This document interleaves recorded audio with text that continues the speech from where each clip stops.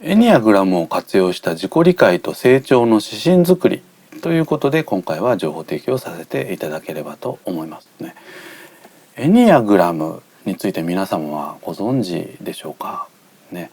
エニアグラムっていうのは何かと申し上げますとですね、これギリシャ語で、数字の9ですね、9の図という意味の幾何学図形であり、この図形をシンボルとしたシンボルとして発展をした性格のタイプ論、だということなんですね。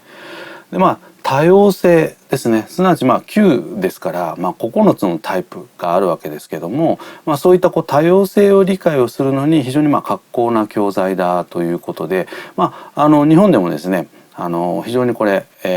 有名なポピュラーな理論なんですね。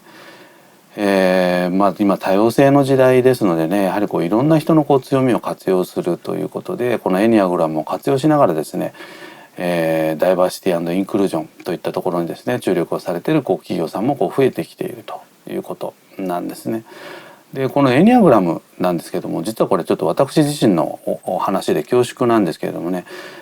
実はエニアグラム自体はですね、私も20年ぐらい前から実は知ってたんですね。ただ申し訳ないんですけどもね、他のですね性格タイプ理論っていうのがいくつかありまして、そういうものとですね実はあんまり変わりはないかなというふうに実は思ってたんですね。私自身これまで性格タイプ論というのはですね、自己理解プラス、他者理解、というところで使えるものをですね、中心に積極的に研修の中で活用してたんですね。そういう意味合いで言うとエニアグラムはですね、9つありますので、なかなか他者理解までいくのはなかなか正直難しい点があったわけですね。ですから自己理解という点では使えるかなというふうに思ってたぐらいだったんですね。ですのであまり深く、研究をしたことっていうのは実はなかったんですけども、最近になってですねやっぱこの自己理解をするにあたって非常にこれ有効なツールだっていうことがすごく分かってきたんですね。ですので皆様も是非これ研究していただいたらどうかなということで今日ご紹介をしているということなんですね。このエニアグラムもですね実はいくつかの流派がね、ありますということなんですね。でその中でも、ドン・リソ、ラス・ハドソンさんという方がいるんですけど、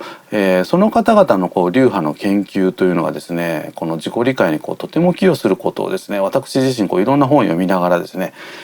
確認をできたということなんですね。彼らのこの理論の深みというかですね良さはですね、9つタイプがあるんですけど、このタイプごとにですね、健全な人そうでない人っていうのをですね、縦軸でレベル付けをしたというところなんですね。すなわち同じタイプであるとしてもですね、その中で成長していくんだということなんですね。で成長すればするほど、健全な形で、そのタイプをですね、うまく生かしてですね、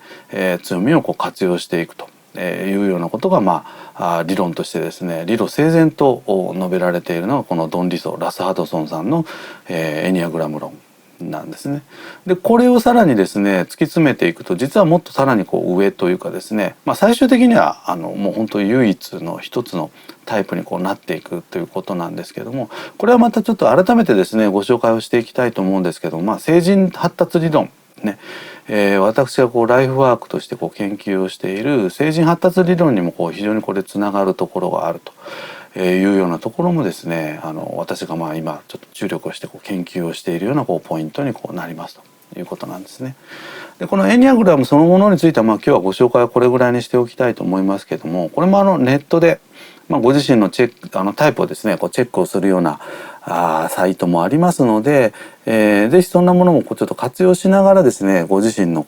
理解を深めていただけると、今後のマネジメント活動にも活かせるんではないかなというふうに思いますね。以上エニアグラムを活用した自己理解と成長の指針作りということで情報提供をさせていただきました。